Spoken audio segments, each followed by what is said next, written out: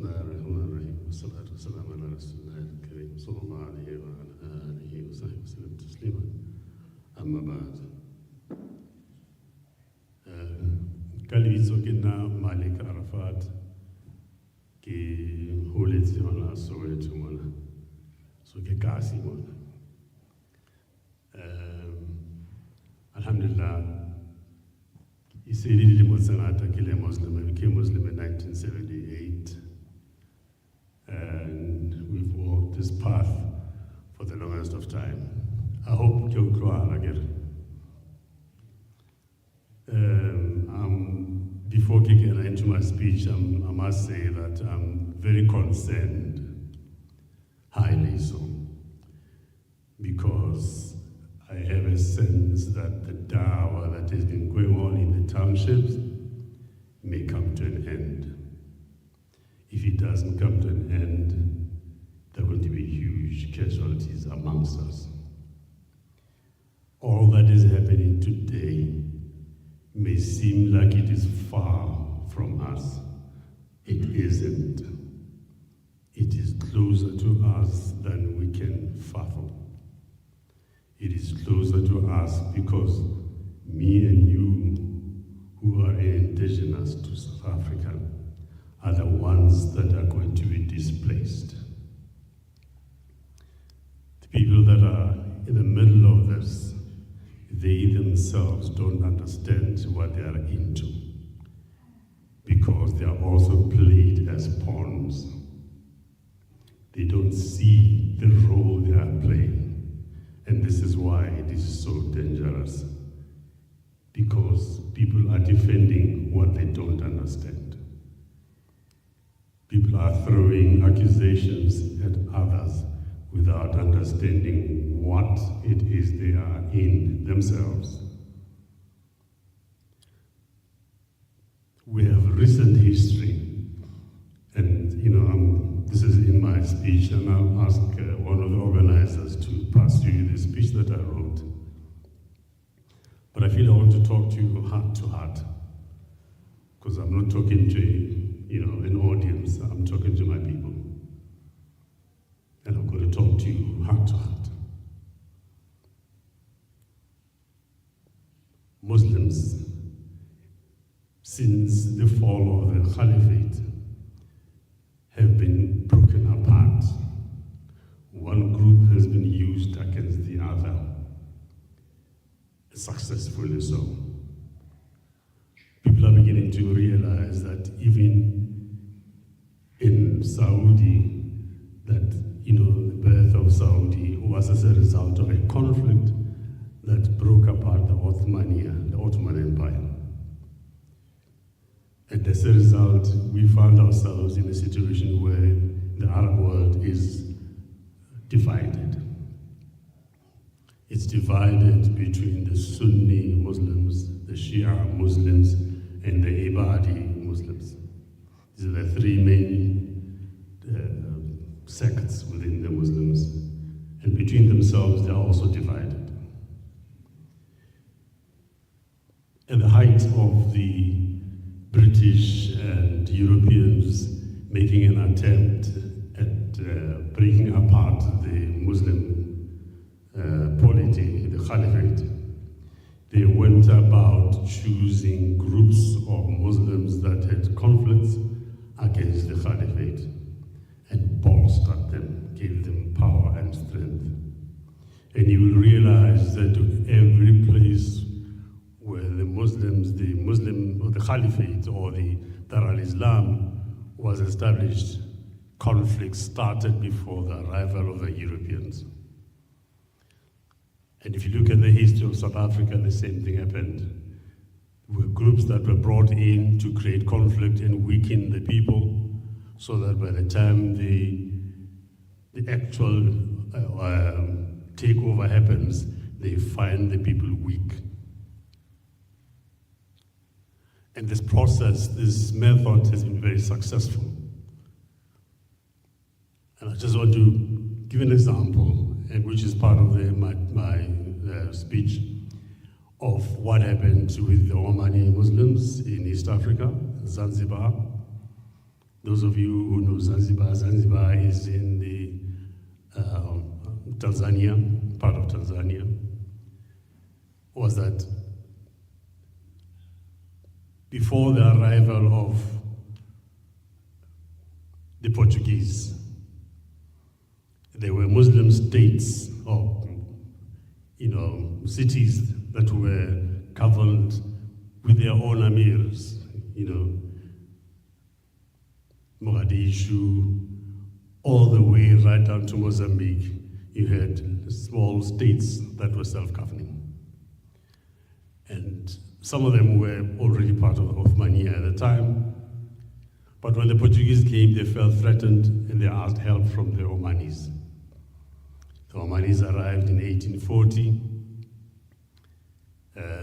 After they had helped them to defeat the Portuguese, and they set up base in Zanzibar. Between 1840 and 1964, they put up base there, and within a short period of time, they were importing slaves from across large portions of East Africa, all the way to the Great Lakes. And that became a very difficult period for Islam in that part of the world. And that also is the reason why Islam did not grow afterwards in that part of the land, because of this slavery that took place. And I make example of this to show that if we are not careful, we may find ourselves in something similar happening in South Africa. We all know that South Africa is well endowed with minerals. It's well endowed with a whole lot of stuff that people from all over the world want. They come to South Africa, they don't want to go back, because this land has what most countries in the world.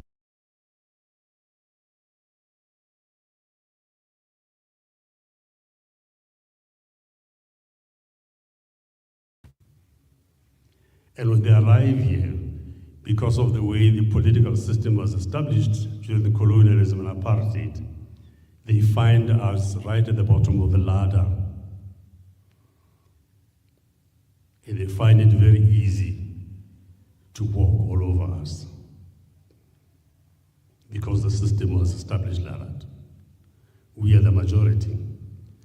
One thing about the history of South Africa is that we're probably the only people where there was a huge presence of white colonialists that survived genocide. We fought, our people fought. They fought hard.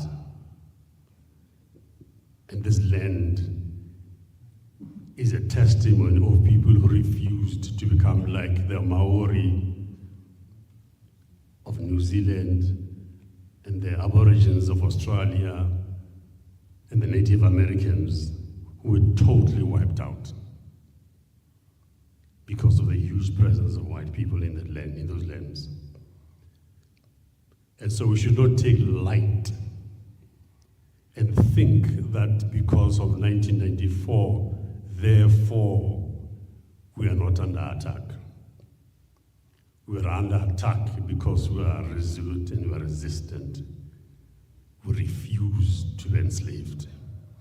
We were not enslaved. Apartheid tried to enslave us. We refused. We fought back. And many people don't understand that. They don't see that because it is very close to them. When something is in your house, in your presence, it's very difficult for you to see it. Those who see it are those from a distance. Do not take light the battles our people achieved in holding back the slavery that was going to be imposed on us. We became fortunate in that Allah opened our hearts to Islam. He's the one that chose that. We didn't choose to be Muslims. He opened our hearts to Islam, which was hidden from us. Islam arrived here in 1654. almost the same time as Christianity. Christianity arrived here 2 years earlier in 1652. Between 1652 and now, Europeans succeeded to Christianize this land to a point where over 80% of this country is Christian or claims to be Christian. That is clear evidence that the Muslims had failed to propagate the deen in this country. We don't want that failure again. We are claiming Islam, and we're saying Islam must become indigenous. It is me and you that make sure that Islam becomes indigenous in this country. No one will do it for you. No one.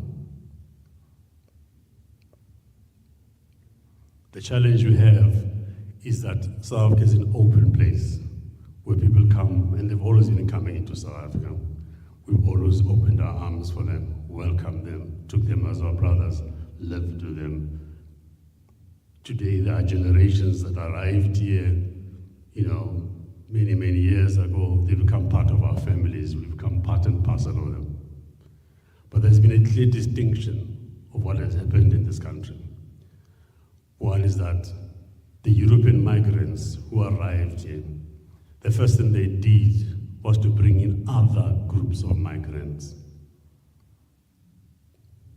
They brought in people from Java, Sumatra, Borneo, Indonesia, and all those places as slaves to come and work for them. But what did they do? They created a buffer between the indigenous people in the Cape and themselves, using the newly arrived slaves.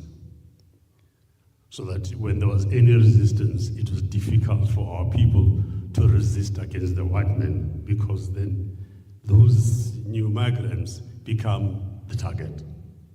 That pattern has repeated itself up until now. It's the same pattern, nothing has changed.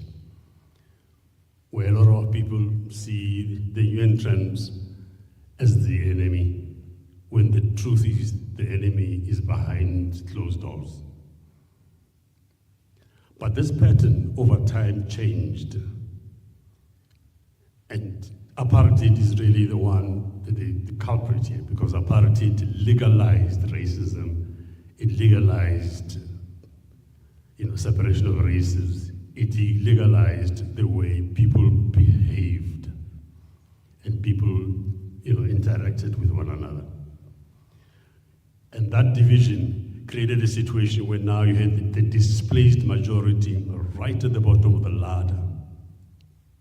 And closest to the white men was our Indian, Malay, Muslims in general. They were the ones that were always closest to the master.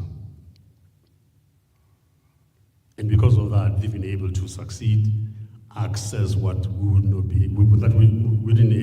able to achieve.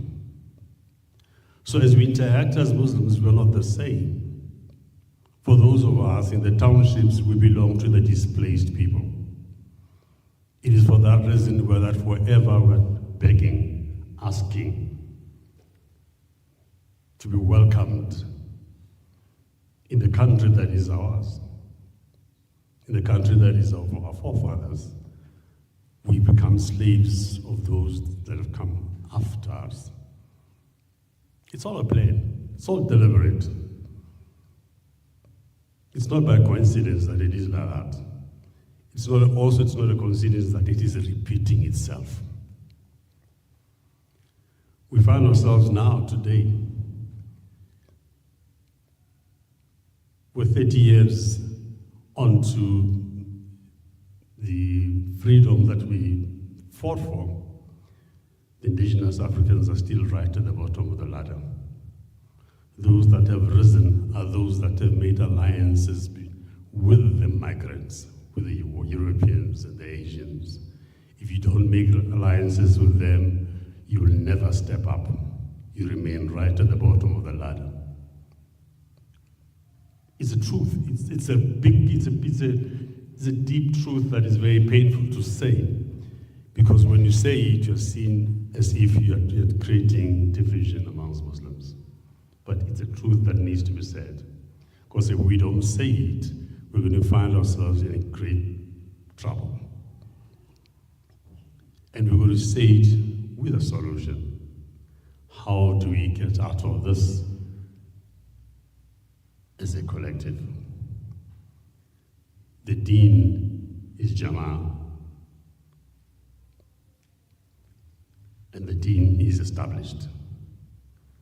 The deen, you enter the deen with a shahada,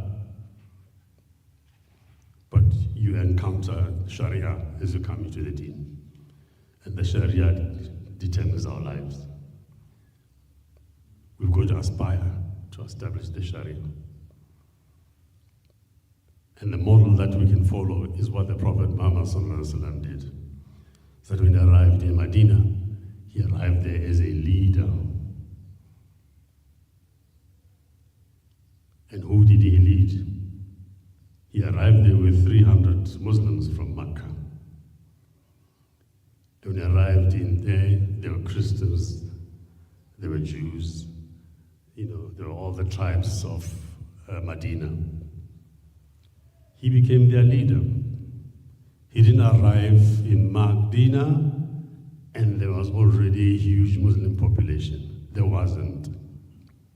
Yet, he was their leader. So what is the lesson there? The lesson is that we must be the leaders of society. We are the leaders of society. We cannot lead when we beg. We can't lead when we are not sure of who we are.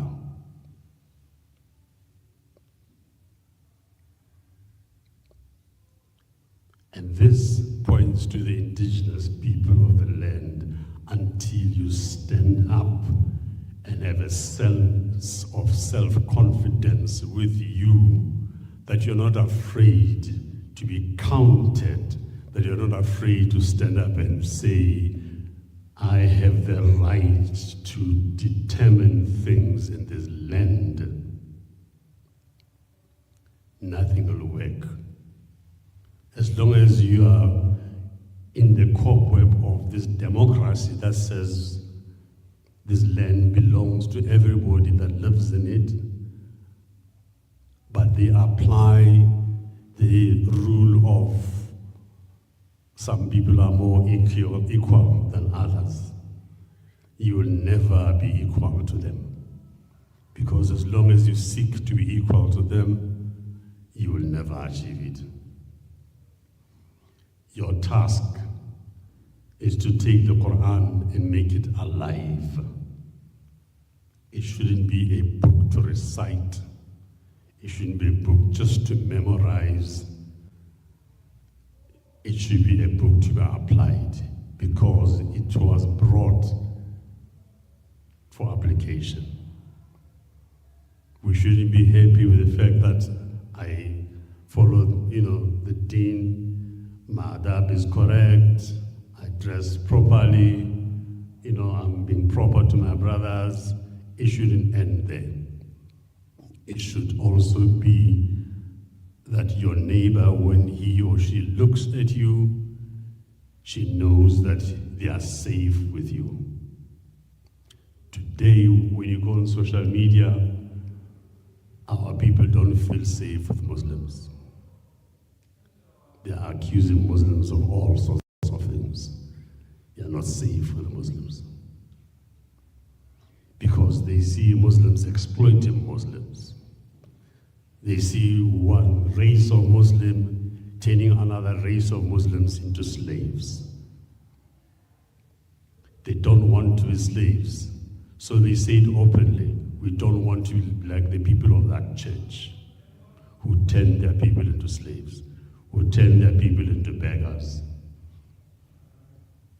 Where feeding schemes are directed only to one group of people.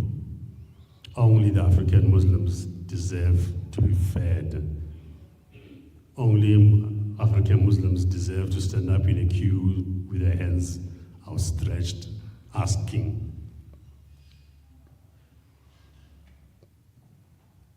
I can say from my own personal experiences, how come that people who arrived here just 30 years ago, I was already a Muslim because I became Muslim in 1978. The confidence that our brothers gave to those who came from outside and allowed them access to be able to become entrepreneurs was never given to us. We were never welcomed that way. We knocked on doors asking, they were saying, accept us as Muhajirun, you are the Ansar. But it was never reciprocated. But now I realize that in fact it was the other way around, that we are the Ansar. Because the land is ours, the wealth is ours, the resources are ours. And we were asking the wrong question.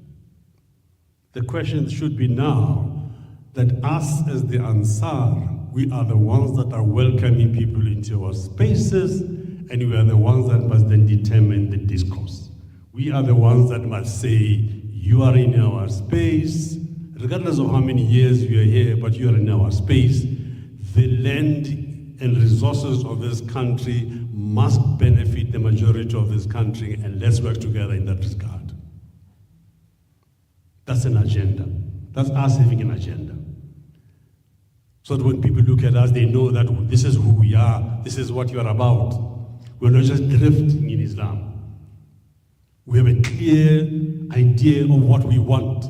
They will then join us. They will then feel that they can be part of this, because they realize that you know what you want. And I've given examples. I'm not going to repeat them. If ask our brothers to pass through the speech that I've written, I've given clear examples of how this is about. We have to stand up because we are forced to stand up. We have to make a clear determination and say,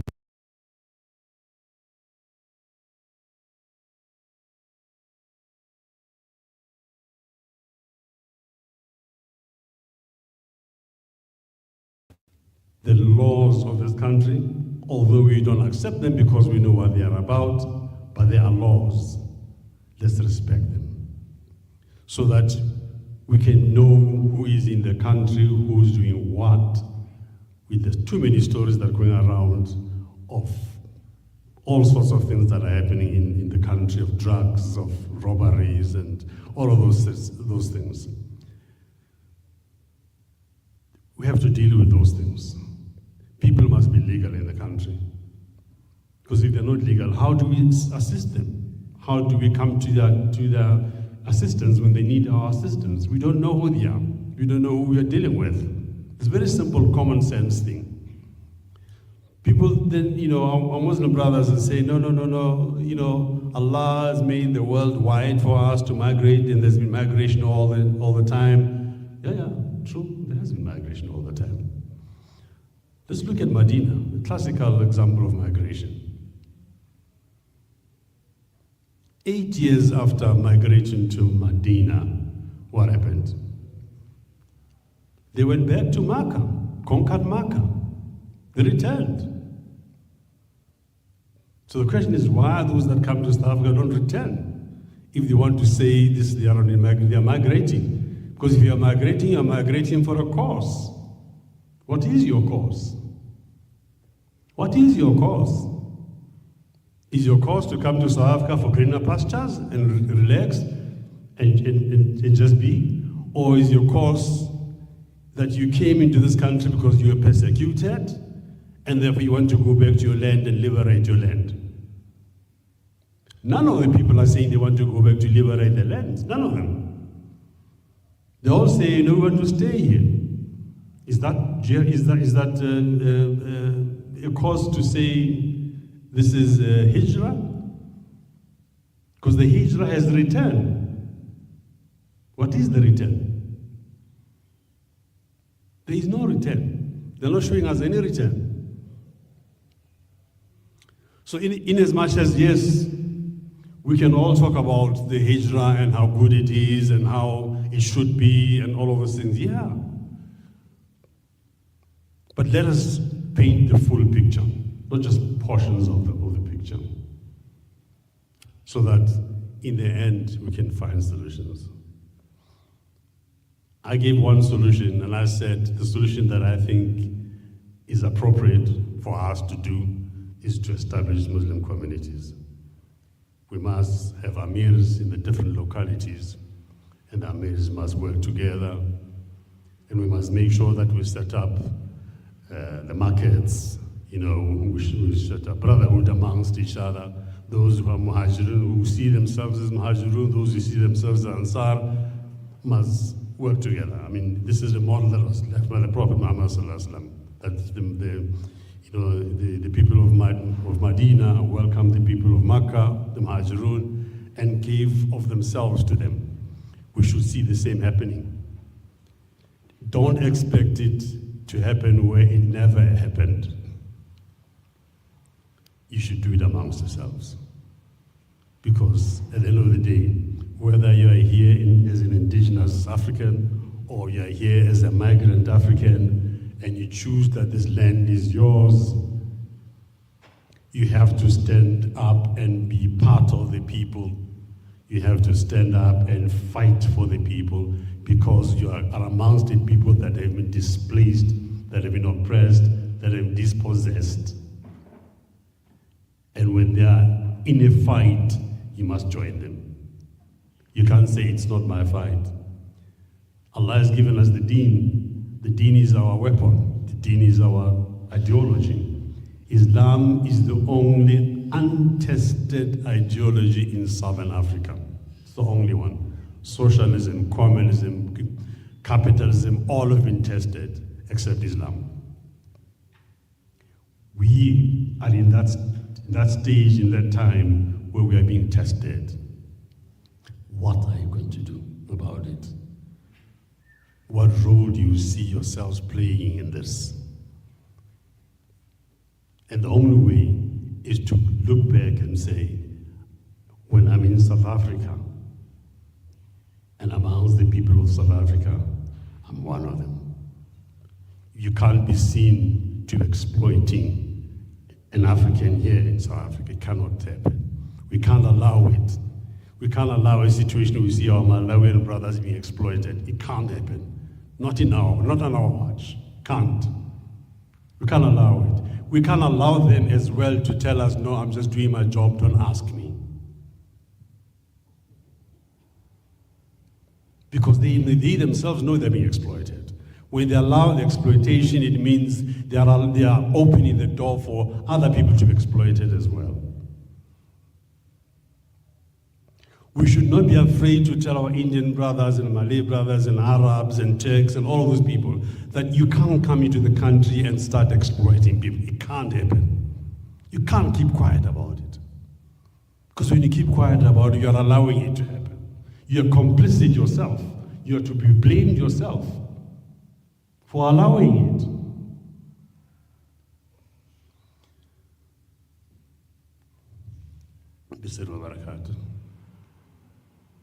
سبحان ربك رب العزة عما يصفون والسلام على المرسلين والحمد لله رب العالمين. Thank you.